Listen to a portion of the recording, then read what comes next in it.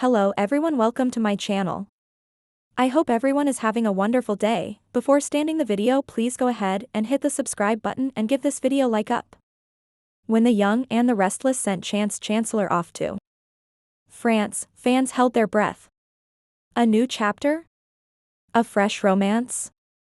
Perhaps a well-earned break from the relentless drama of Genoa City? But as viewers quickly discovered, what seemed like a golden opportunity turned into a crushing setup for heartbreak.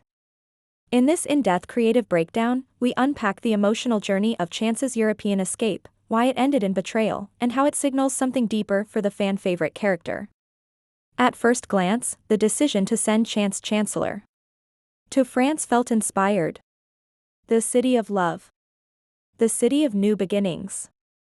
For a man like Chance, carrying years of emotional baggage from failed relationships, betrayal, the stress of police work, and never quite fitting in, it was the perfect setting to reset his life.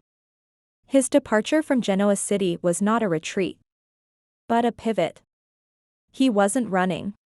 He was stepping into the unknown, possibly chasing a long-distance connection, or perhaps invited for a secret assignment abroad.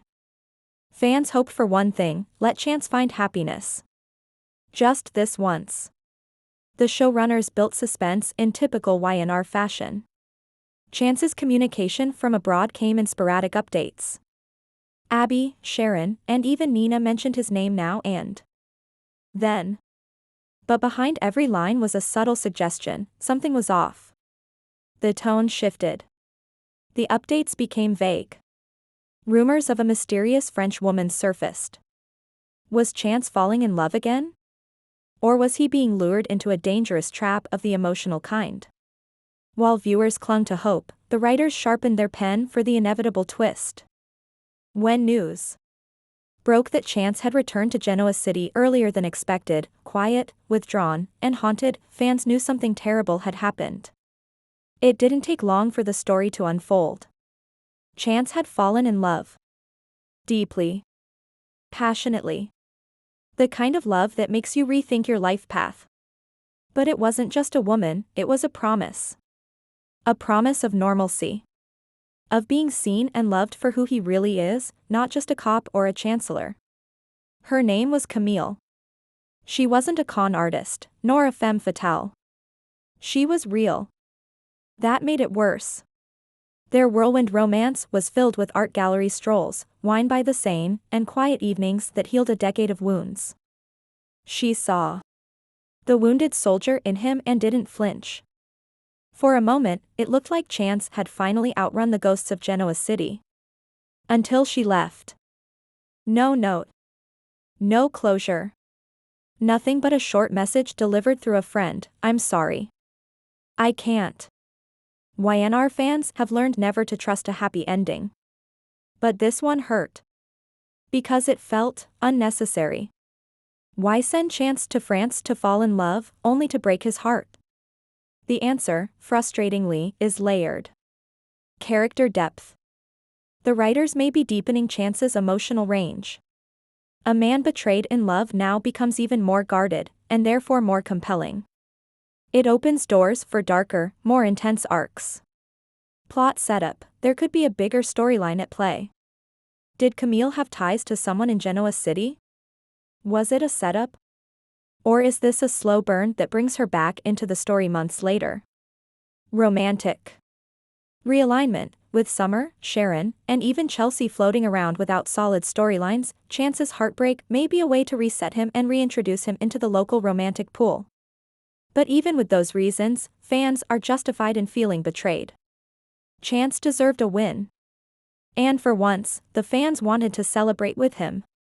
His return is marked by silence. The kind of silence that screams. He doesn't talk about France. Not with Abby. Not with Nina. Not even with Sharon. He throws himself into work. He avoids questions. He becomes more introspective. That brief flicker of hope in his eyes, gone. His wardrobe? Darker. His expressions? Flat.